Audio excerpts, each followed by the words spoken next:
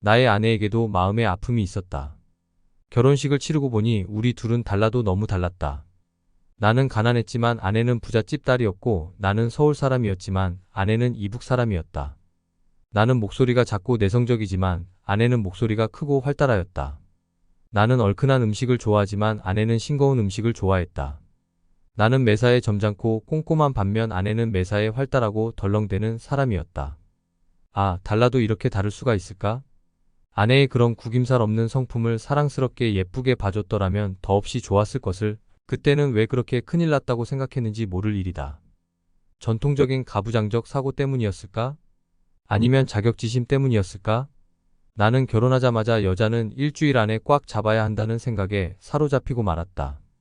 그래서 나는 무조건 칭찬하지 말자. 예쁘다, 맛있다, 잘했다 등의 소리는 하지 말자. 그러면 까불지 못할 것이다라고 생각하고 그대로 실천했다. 그러니 아내가 얼마나 당황스럽고 외로웠을까? 교회에 가면 그렇게 교인들을 섬기고 사랑하고 목숨까지 내어줄 정도로 살면서 집에만 오면 칭찬 한마디 없으니 그 가슴이 얼마나 답답했을까? 간혹 기분 나쁜 일이 생기면 아예 침묵해버리는 남편, 그런 남편을 보면 얼마나 가슴이 타 들어갔을까? 후에 들은 얘기지만 그때 길게는 2주 동안 단 한마디도 안 할 때가 있었다고 한다. 오직 주의 일을 하는 게 가장 값진 인생이라는 아버지의 뜻에 따라 믿음 좋다는 거 하나 믿고 결혼을 했지만 어린 아내에겐 하루하루가 지옥이었을 것이다. 나와 전혀 스타일이 다른 아내를 그 모습 그대로 품고 사랑해주는 법을 몰랐기에 생긴 일이었다. 나는 하나님이 맡겨주신 양 떼는 돌볼 줄은 알았지만 이 세상에 단 하나뿐인 나의 배필은 사랑해줄 줄 몰랐다. 물론 사랑하는 마음도 있었고 좋아하기도 했지만 어떻게 표현하는지 몰랐다. 나는 밥 좀 차려달라는 소리조차 안 했다. 차려주면 먹고 안 차려주면 안 먹었다. 나야 신방 나가서 잘 먹는데 한 끼쯤 안 먹은들 무슨 상관이었겠는가. 내 머릿속에는 온통 사역에 대한 것으로 가득 차 있었다. 새벽 기도회에 나가 뜨겁게 기도하고 하루 온종일 신방하며 저녁 늦게 집으로 돌아오는 날들의 반복 속에서 나는 내가 무얼 잘못하고 있는지조차 몰랐다. 하나님께 충성하며 살고 있으니까 그걸로 다 된 줄 알았다. 아내의 얼굴이 어두운 것도 그 활달하던 모습이 점차 시들어가고 있다는 것도 알지 못했다. 당시를 회상할 때마다 아내는 죽고 싶었다는 말로 그 심경을 고백한다. 쪽지를 써놓고 도망가려 했다가 포기하고 17일 동안 아무것도 안 먹고 금식 기도하며 하나님께 매달리기도 했다고 한다. 감사한 것은 그때마다 하나님께선 내 남편은 하나님의 종이니 순종하며 살라고 응답해 주셨다는 것이다. 하나님께서 그렇게 응답해 주셨기에 망정이지 안 그랬으면 나는 일찌감치 호라비로 살았을지도 모른다. 그런데도 무심한 남편은 아내가 금식 기도를 하는지조차 몰랐다. 오히려 나는 아내가 점점 내 뜻대로 순종하는 것 같아 내심 좋아했다. 그 응답을 받은 뒤로 눈에 띄게 순종적인 아내로 바뀌고 있었기 때문이다. 지금 생각해보면 아내는 나보다 훨씬 성숙하고 넓은 믿음을 지닌 사람이었다.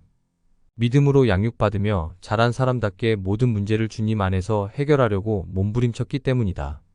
속은 골마가고 있으면서도 남편과 자식들을 위해 기도하기를 멈추지 않았고 어떻게든 믿음의 가정을 세워보려고 많은 애를 썼다. 나는 아내의 속을 들여다볼 줄 모르는 단순한 사람이었던 까닭에 그런 아내를 보며 그저 모든 게 잘 되어가고 있다고만 생각했다.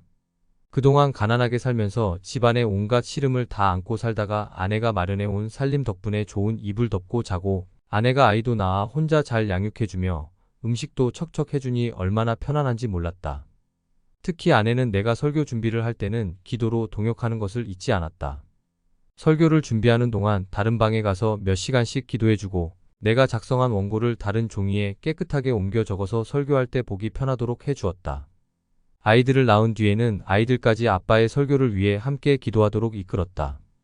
때로 엄마가 외출할 때면 아이들끼리 모여 찬송하고 기도하는 모습에 내가 눈시울을 적신 적도 있다. 아이를 낳아 기를 때도 새벽에 깨어 칭얼거리면 아내는 얼른 아이를 안고 어둠 속에서 아이를 달래다가 들어오곤 했다. 새벽 기도 가야 할 남편이 잠을 설치면 안 될 줄 알고 홀로 두 아이를 그렇게 키웠던 것이다. 그 사실 역시 나는 나중에야 알았다. 아내가 새벽에 깨어 아이들 젖을 먹이는 것도 우는 아이를 안고 방 밖으로 나가 혼자 달래는 것도 나는 전혀 몰랐다. 한마디로 나는 장가 잘 들어서 수지 맞은 남자였던 것이다. 그러나 아내 쪽에서 보자면 시집 한번 잘못 가는 바람에 사서 고생하는 꼴이 되었다.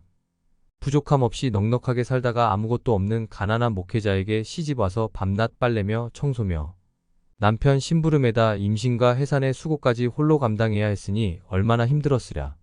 그러나 나는 아내의 마음 한번 어루만져 주지 않았다. 사역자 가정의 함정이 바로 그것이다. 이러이러한 일이 있는데 당신의 기도가 필요해라며 기도에 동참하도록 해주고 그래서 함께 성취의 기쁨을 누리도록 해야 했는데 나는 사역에서 아내를 소외시키고 있었다.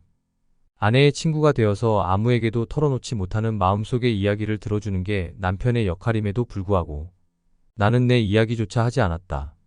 나는 그때 동역의 참된 의미를 모르고 있었다. 함께 양떼를 돌보고 사역의 간증을 나누며 함께 기도하며 기뻐하는 것, 그것이 동역이다. 집안에서도 하루 온종일 아내 홀로 아이들을 양육한다 해도 저녁에는 퇴근한 남편에게 우리 아이가 오늘 이런 행동을 했어요. 어떻게 하면 좋을까요? 이런 점은 당신의 지도가 필요할 것 같아요 라며 함께 양육의 지혜를 모으는 것이 마땅한 부모의 모습이요. 아름다운 협력이다. 만약 아내 혼자 아이들의 양육권을 다 거머쥐고 남편과 한마디 상의도 안 한 채 홀로 성취의 기쁨을 누린다면 아버지 된 자의 상실감과 고독은 얼마나 크겠는가. 목회 현장도 마찬가지다.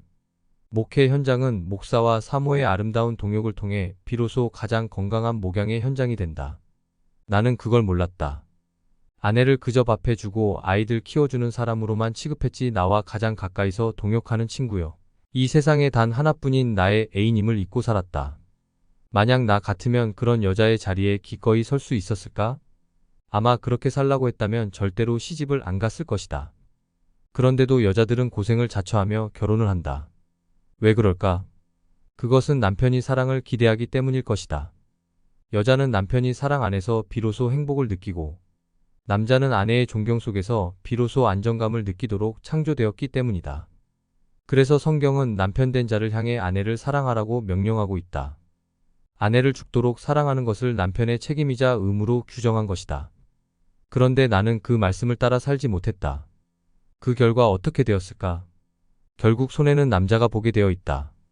여자를 그렇게 품어주지 못했으니 밥인들 맛있게 지어줄 리가 없었다. 아내는 점점 의욕을 잃더니 나중에는 밥을 차려도 고추장 한 술과 멸치 몇 마리만 밥상에 덩그러니 올렸다. 그래도 나는 요동함이 없었다. 본래 가난하게 자랐으니 멸치만 올라온다 한들 밥을 못 먹을 이유가 없었다. 그런 남편에게 지쳐 아내는 점점 살림하는 재미를 잃어갔다. 집안에는 웃음도 없고 기쁨도 없었다. 늘 초상집처럼 조용하고 엄숙했다. 나를 반기는 이도 없고 나를 존경의 시선으로 바라봐주는 이도 없었다.